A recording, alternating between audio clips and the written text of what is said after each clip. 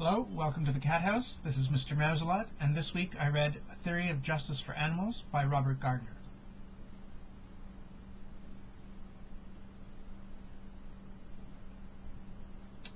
Theory of Justice for Animals. The title is based off of a 1971 book called A Theory of Justice by John Rawls, which of course is for humans. This one is a 2012 book that is over here,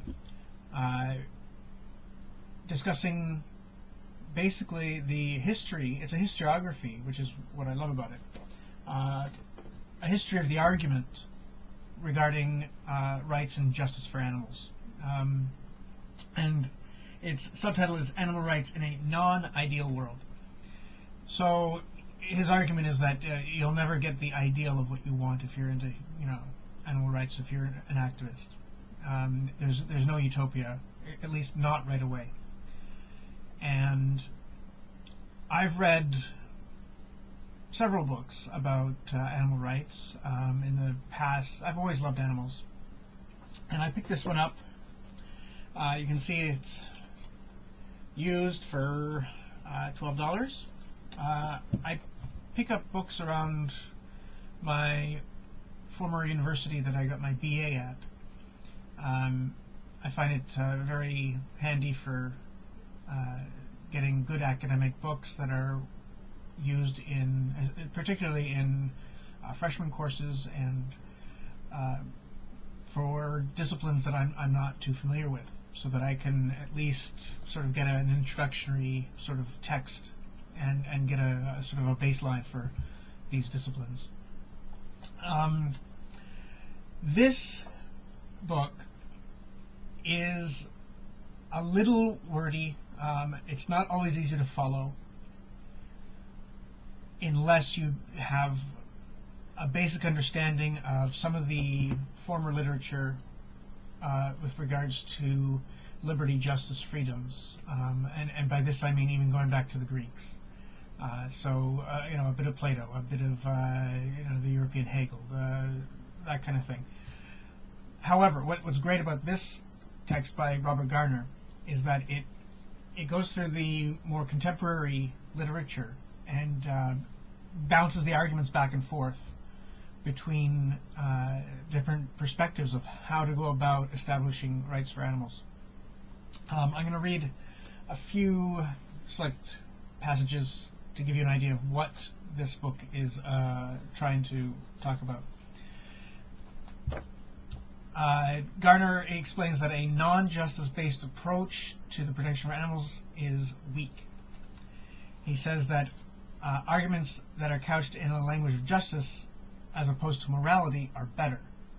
So he at one point talks about how morality is sort of just charitable action, whereas justice will involve the state and will have certain legal consequences. He says, with the concept of justice, rights have such a high status in political discourse, and that's why things will be able to get done rather than concentrating on a moral question of protecting animals. However, we should not run too far ahead of what is likely to be politically and socially acceptable. He continues this by saying, trying to distinguish between what is ethically desirable from what is politically acceptable. So your ideal is what you really want ethically, morally, but you're not going to get that because politically and socially it's just not going to happen immediately. And he says to focus initially on banning all forms of cruelty to living animals and then moving gradually towards a consensus against killing them. And that the public problem with the animal rights movement is that it is too much on the side of animals, thereby subordinating human interests in the process. You're never going to get the public on side when you are taking away their rights or what they think are their freedoms to do what they want, particularly in a democratic society. And his conclusion is that the sentience position ought to be regarded as the non-ideal route by which the enhanced sentience position is achieved. Now he's using the wordy language of the discipline, okay? But he's very good about explaining how all this works together and defining his terms. He says essentially the sentience position that you have to start with eradicates the practice of inflicting suffering on animals for any non-trivial human purpose. Non-trivial, that means that you can still do some experimentation, you can still eat some animals and stuff, because politically, socially, you're not going to stop people from doing that. Because he says a small step from this is to the acceptance of the additional principle that animals do have an interest in life and liberty. So you start with a platform, and then you gradually get to where you really want ideally to go, where you're not harming or killing animals for any reason, regardless of how it benefits humans.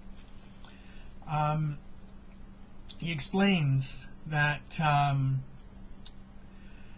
there is not the slightest chance that these practices of experimentation and meeting in industry will be abolished in the foreseeable future. Animal exploitation underpins the way we feed and clothe ourselves, our forms of entertainment and leisure, and our structure of industrial production and scientific research. He further goes on, he says that we have as humans a apparently schizophrenic attitude towards animals. We dote on our companion animals whilst happily tucking into our meat dinners. It's a fascinating read. It's a little difficult to digest at some points if you're not familiar with the surrounding political or freedoms and rights issues.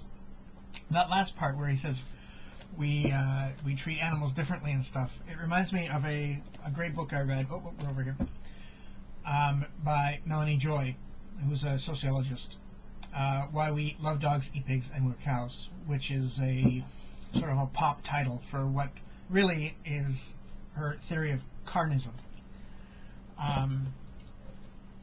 In that book, she discusses exactly what Garner talks about, that she says we're being indoctrinated and brainwashed by the industry and companies to accept that this sanitized version of the meat industry and market.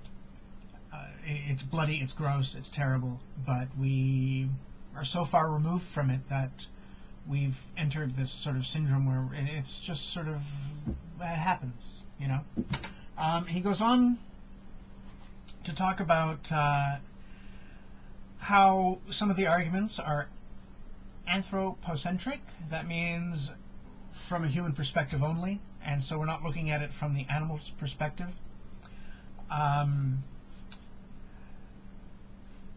It is widely held that because animals are sentient and have varying degrees of cognitive ability, what we do to them matters to them and would continue to do so even if no human was prepared to act as though it did.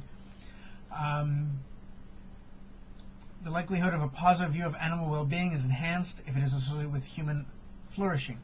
However, this would not ensure that most grievous injustices are removed. We think of humans first and not animals, and we tend to look at them, as he points out, in degrees.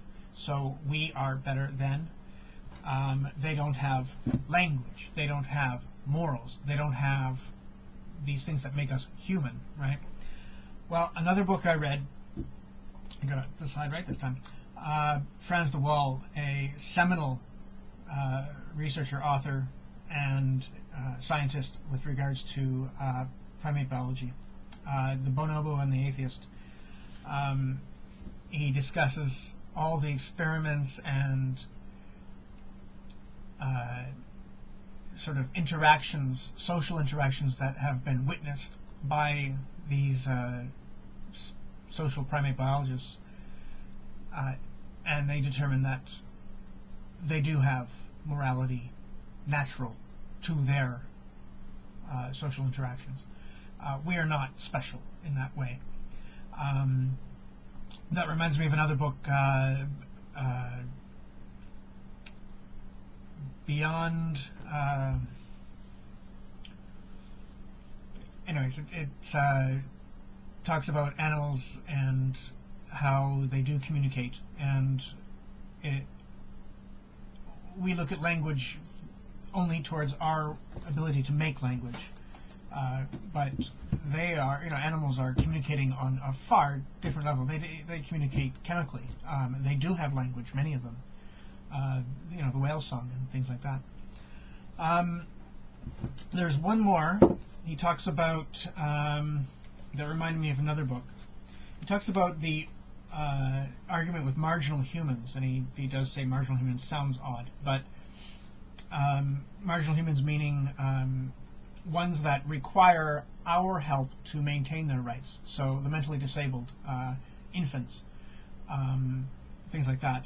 So people that can't voice their own objections, that we help them to do so, and these are the marginal humans on the side of having their own autonomy. And he says that these marginal humans, and the argument is that there are degrees on the case of some humans have greater psychological capacities than others. And this doesn't mean that, according to mental complexity model, there's a hierarchy of moral worth within the human species as well as between humans and animals. This completely reminded me of an excellent book. I recommend to everybody read this one, Rattling the Cage, by Stephen Wise, who is an American lawyer and the Non-Human Rights Project founder, and trying to, in incremental stages, he's working with primates now, bonobos and chimpanzees, to get rights for them, and then gradually, just like Garner talks about in A Theory of Justice for Animals, gradually augmenting this towards an all-encompassing justice for every animal. But Stephen Wise in Rattling the Cage says, let's start with bonobos and chimpanzees because they're closest to us. They're animals that we can sort of get behind, right? And if we can get them rights, if we can get them non-human rights that are very similar to ours because they have an interest in their own livelihood, then perhaps gradually we can encompass this to all animals and help them all. I love animals, obviously. I find these books fascinating. I recommend everyone to look into the industry and the actual slavery that we are doing to these animals. Keep reading. And from the Cat House, this is Mr. MeowsAlot. Take care.